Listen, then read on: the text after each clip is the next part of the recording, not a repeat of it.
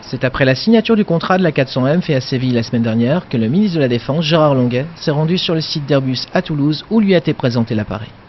Ce qui m'impressionne le plus dans la 400M, c'est derrière une apparence de classicisme, c'est l'utilisation systématique des technologies les plus avancées, depuis les matériaux qui permettent légèreté, rigidité, longévité. On a un appareil qui est un bijou technologique, rustique en même temps, bijou et rustique.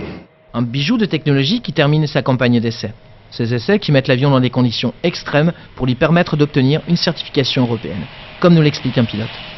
On a une communauté avec des nationalités de tous les pays européens, presque, qui participent comme pilotes, comme ingénieurs d'essai, comme mécanonave à l'avion, mais aussi toute l'équipe au sol et toute l'équipe support, les bureaux d'études, etc.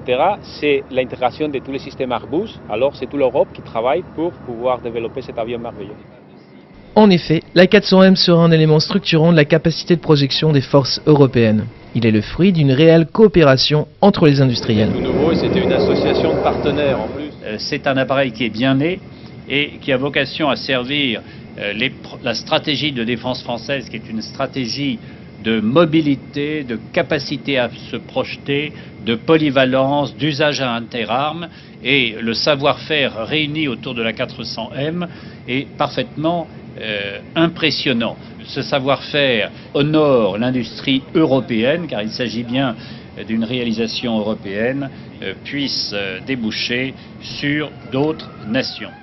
La 400M est un projet industriel fédérateur au sein de l'Europe. Il permettra à la France et à ses partenaires de parfaire la mutualisation de leurs moyens.